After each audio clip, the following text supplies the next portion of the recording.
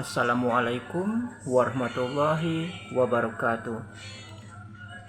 Inilah jalanku yang lurus, maka ikutilah dia.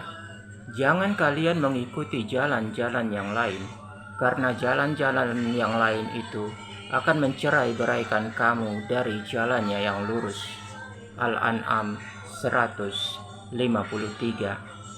Dalam ayat ini jelas Allah telah memerintahkan kepada kita hanya mengikuti jalannya yang lurus, yaitu jalan yang diajarkan oleh Rasulullah.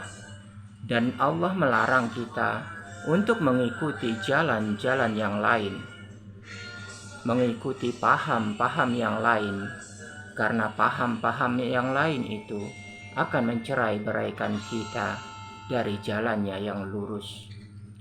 Lalu, paham siapakah itu? Di sana ada paham ulama A, ulama B, ulama C, ulama D, dan lain sebagainya. Dengan kita mengikuti paham-paham yang berbeda-beda ini, maka kita akan tercerai-berai dalam paham-paham yang berbeda-beda. Dan dalam ayat tadi telah jelas Allah melarangnya. Kita hanya diperintahkan Allah untuk mengikuti jalannya yang lurus, yaitu jalan yang diajarkan oleh Rasulullah. Dan kita dilarang untuk mengikuti paham-paham yang lain, jalan-jalan yang lain, karena perpecahanlah akibatnya.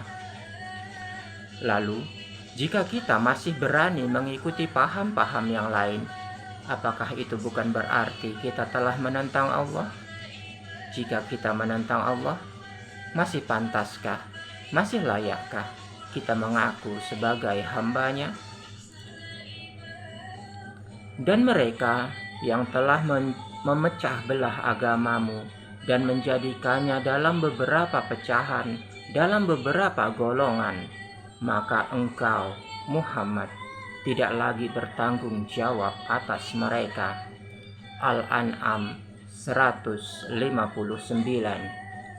Dalam ayat ini jelas Allah telah menyatakan kepada Rasulullah bahwa Rasulullah tidak lagi bertanggung jawab atas kita yang telah memecah belah agamanya, yang telah menjadikannya dalam berbagai macam golongan, berbagai macam aliran.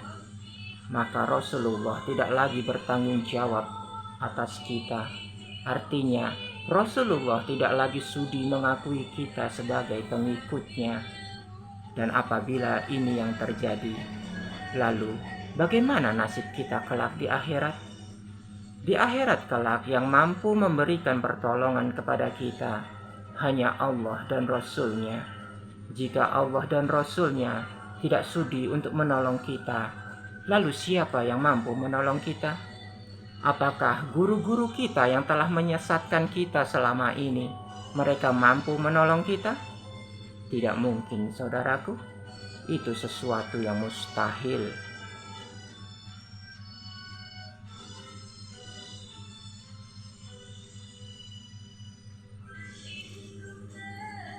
Berpegang teguhlah kamu kepada tali agama Allah, dan janganlah kamu bercerai-berai.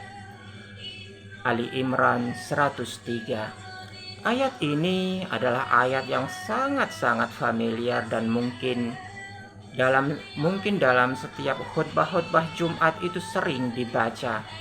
Tetapi tidak ada orang yang memahami maknanya, padahal maknanya sudah sangat jelas bahwa Allah memerintahkan kita untuk bersatu, dan Allah melarang kita untuk bercerai-berai.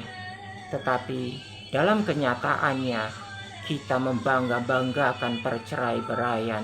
Kita mengagung-agungkan perpecah belahan. Dan itu adalah sebuah kebodohan.